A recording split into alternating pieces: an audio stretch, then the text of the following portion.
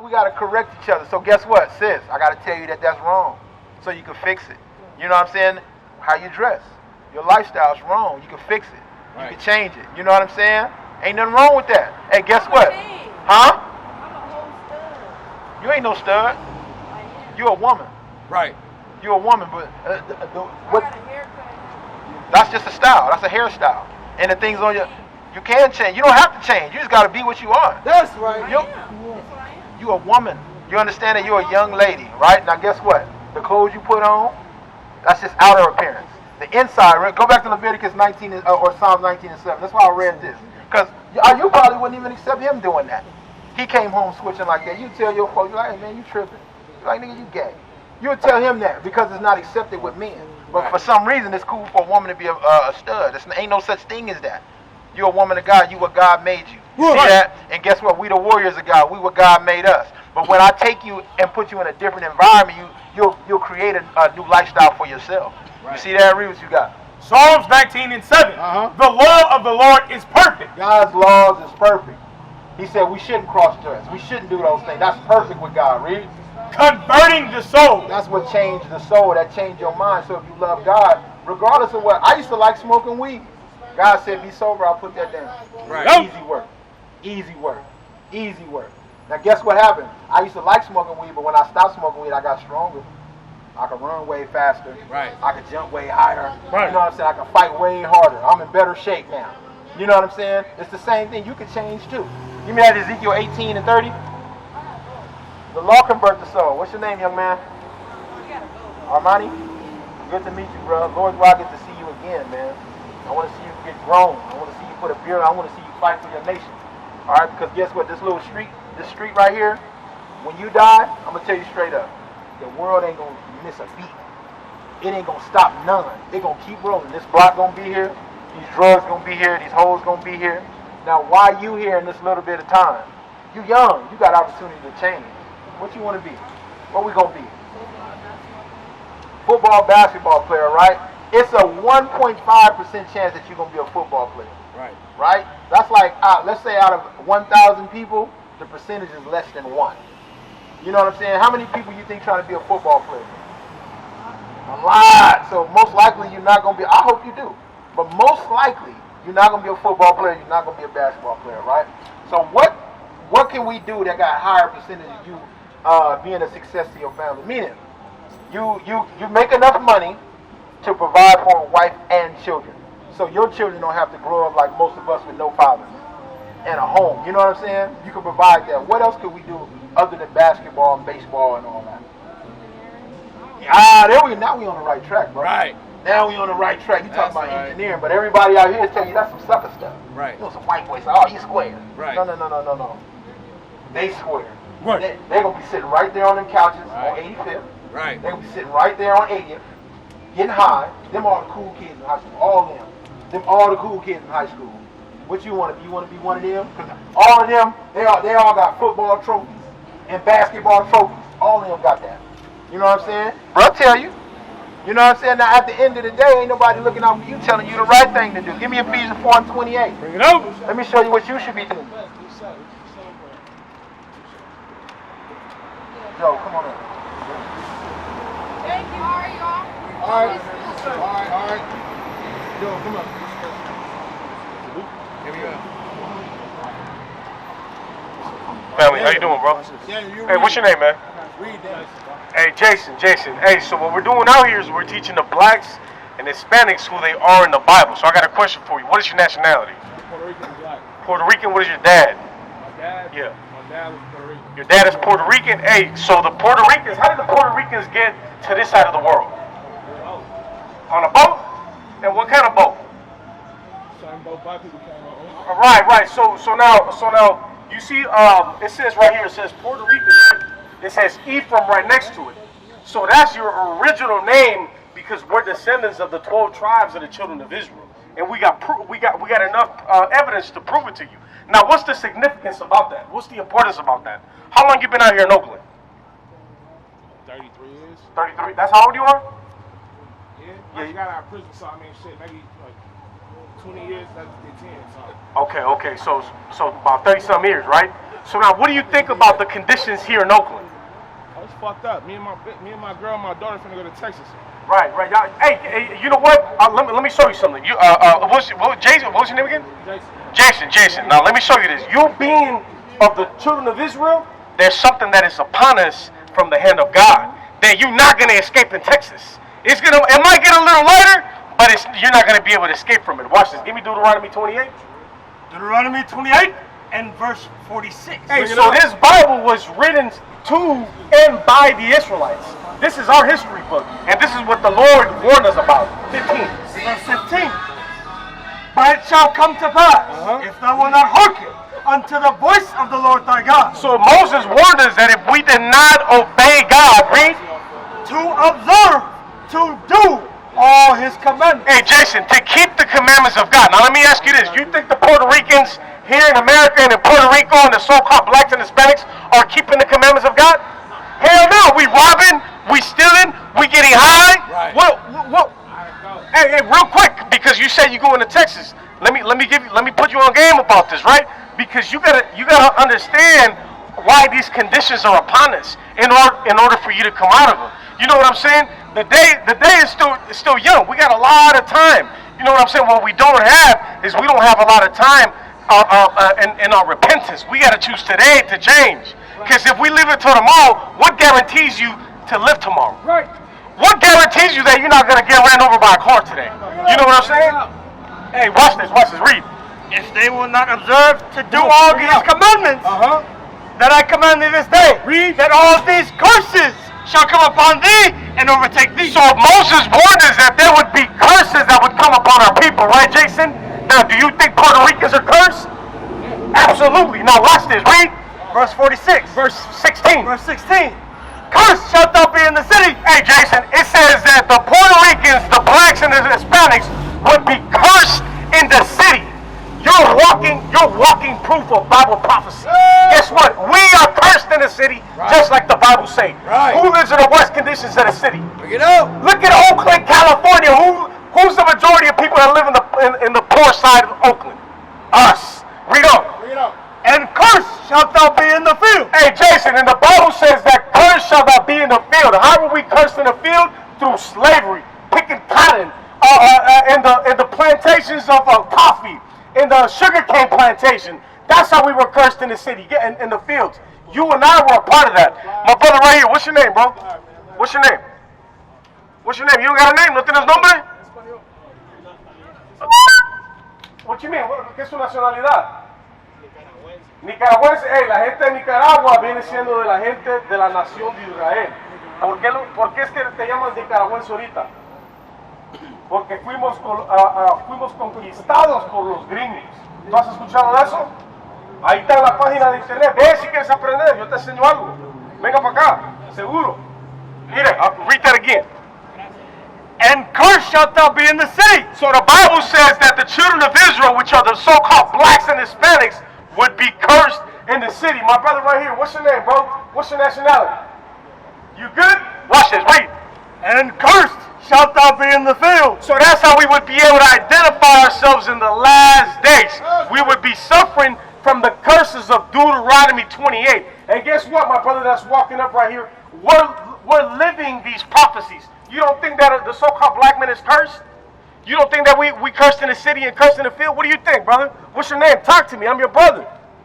We here to... We think we cursed. Do you think that the so-called blacks and Hispanics are cursed? You think we...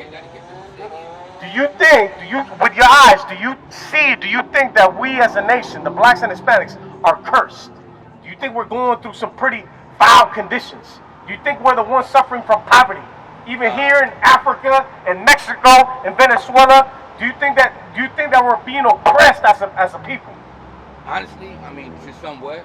To somewhat? To somewhat, because you have to believe in your own whatever you believe in to. Right. And you can achieve whatever the matter may be. But it is going to take a lot more than just maybe a unit like this. This unit may die trying to make something happen for everybody else. You have to be willing to sacrifice that type of thing. I don't believe I'm cursed in that matter, but I'm cursed based on, I guess you want to say, back in the history of when they say slavery days or whatnot. But our family not enslaved right now, so what's the problem today? So now watch this. Let me show you before you walk away, because you said we're not in slavery anymore, right? Give me that in Baruch. We're not enslaved. Not in cattle. Not as we was back. Right, absolutely. Absolutely. Matter of fact, give me Deuteronomy 28:48, and that's for a reason. That's the reason, because this is the proof of us actually being in chains, right? Now watch this. This is what happened. Watch this. Read Deuteronomy 28 and verse 48. Read. Come on, man. Therefore shalt thou serve thine enemies. So because we disobeyed God's commandments, it says that we would serve our who? Thine enemies. Our enemies. Look at these people that are selling this, people that are dealing with us right here. That's a white man, and that's a black man in slavery. Right. Look at this white man selling us in slavery.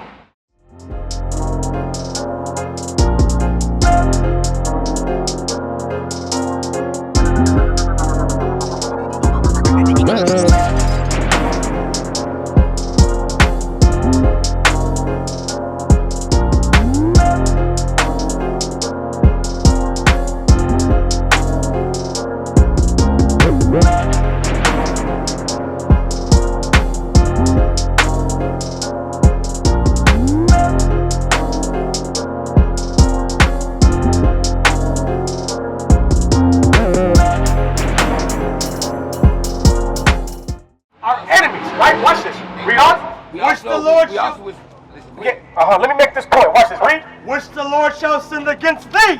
Because God sent them against us because we disobeyed, right? Read. In hunger. Read. And in thirst. And in nakedness.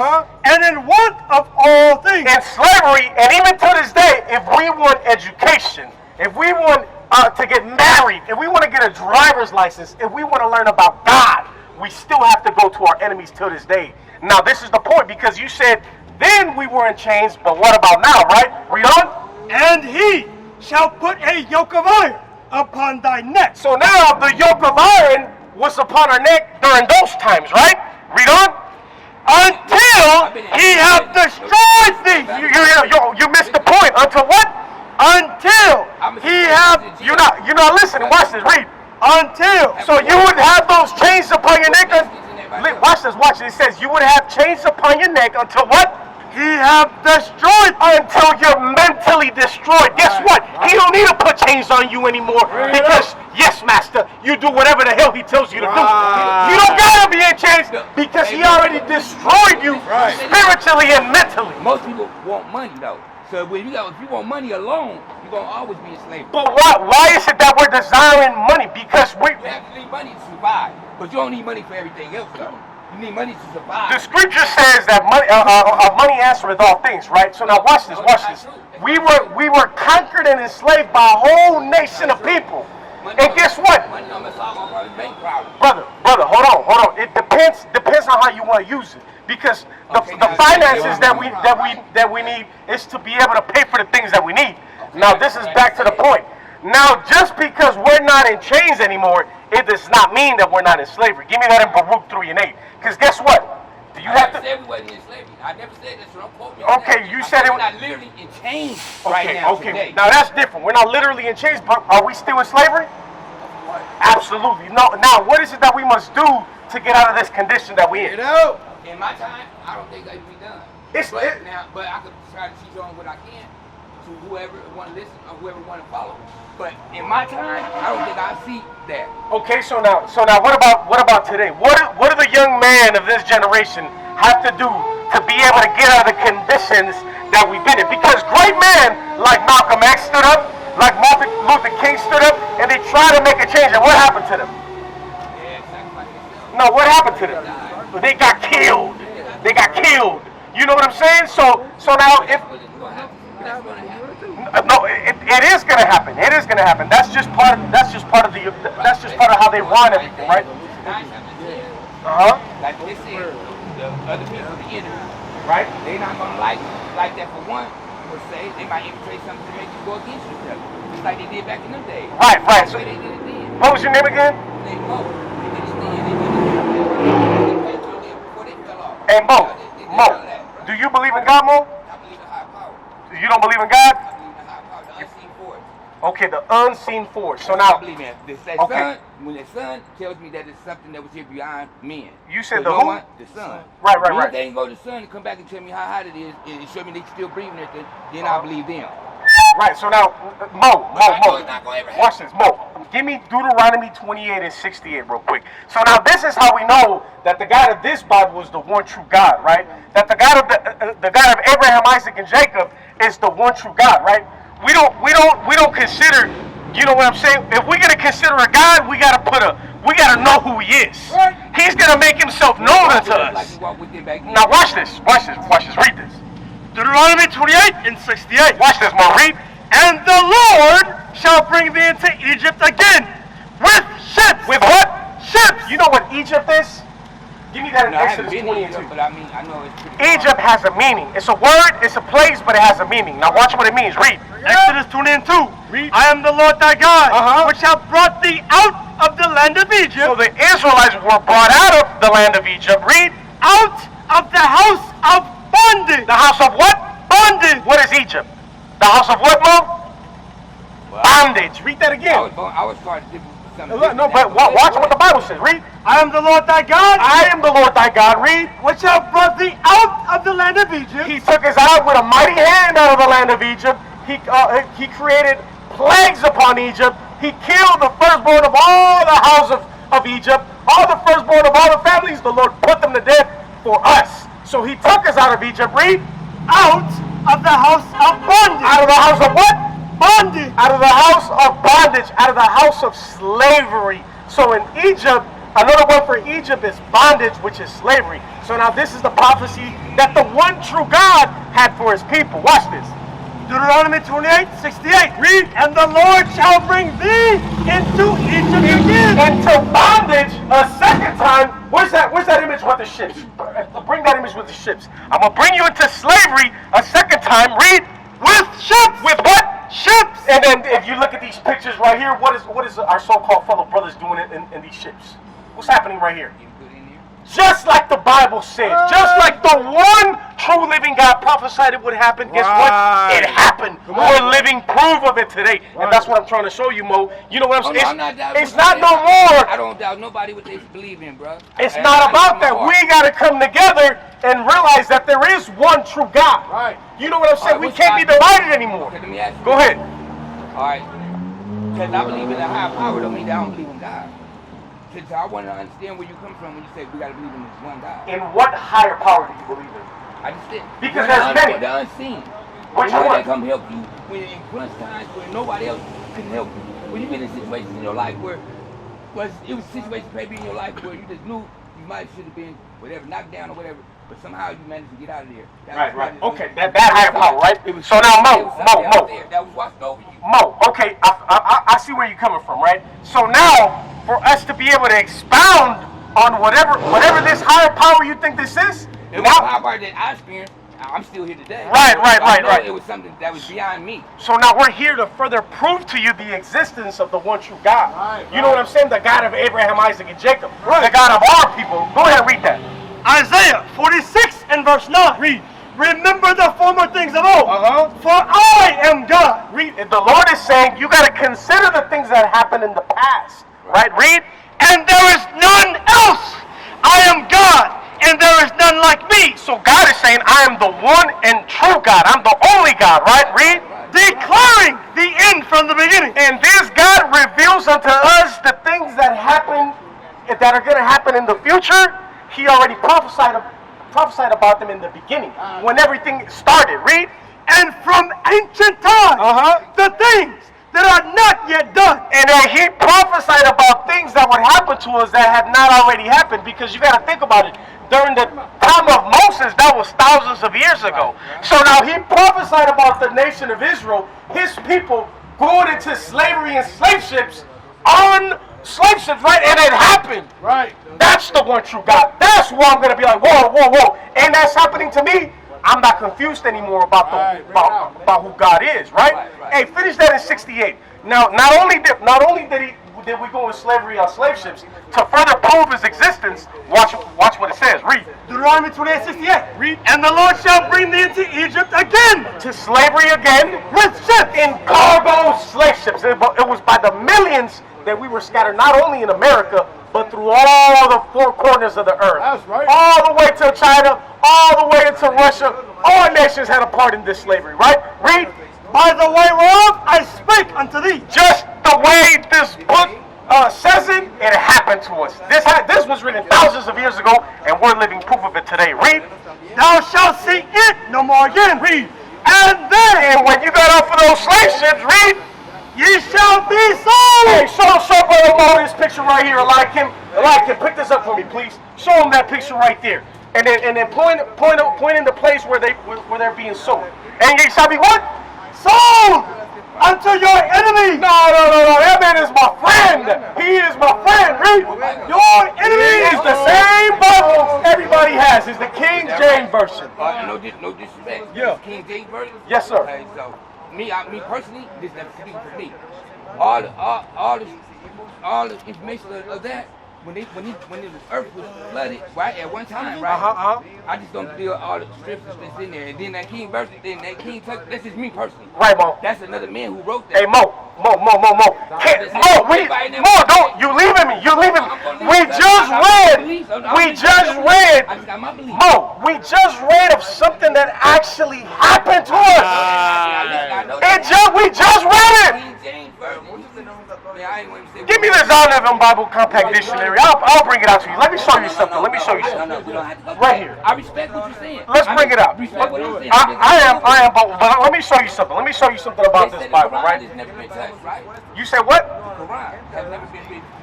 The Quran is the Torah. It's the 5 first books of Moses. Right. It's the reciting of the Bible. Touched, right? And it's the equal and all that, right? Mm-hmm. Okay, that's all I'm saying. So you're Muslim? No, I'm just saying. Okay. Just think what you're saying. Now watch this, Mo. Read. This is the Zondervan Compact Bible Dictionary. Because you know a lot of our people don't take our word for it, Mo. Right? So guess what?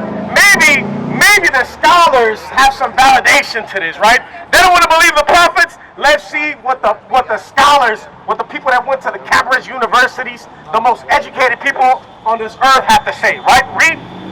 This is the definition of King James Version. Read. 47 of the best Hebrew and Greek scholars of the day So 47 of the best scholars during that time, read. were divided into 6 groups. So they were divided into 6 groups, read.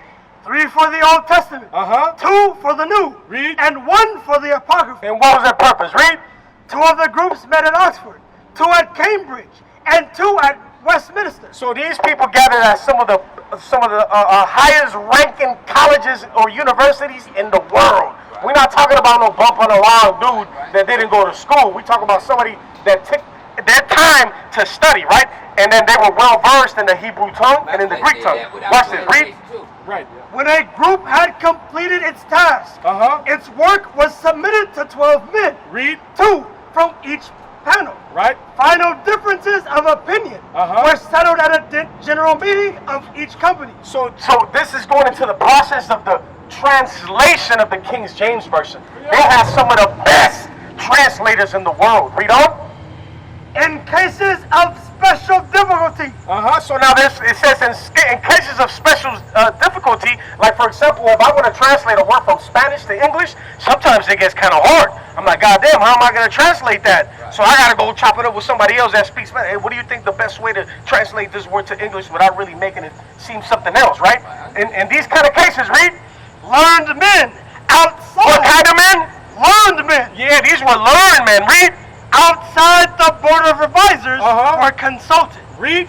Marginal notes were used only to explain Hebrew and Greek words to draw attention to parallel passages. So now you got to the point, right? So now this King James Version, they use some of the best translators in the world. You know what I'm saying? From the actual writings, from the Hebrew writings. So now that's why when we read it today, everything is so clear. Now some things might be hard to be understood, but guess what? It's because we're unlearned. That's just what it is. We didn't take the time like these brothers took the time to be learned. You got to think about it. Paul, you know about Paul? Paul was a master of the law. He grew up learning about these things. Christ, at 12 years old, he was in the synagogue talking about these things. So now you got to think about when we're coming across and judging this kind of book or having an opinion about this kind of book. That's why the Bible is using prophecy to reveal to you his power. What is a nation? Nation is family. Nation is community. Nation is men leading by example. Nation is women's support. Nation is children with role models. Nation is unity. Nation is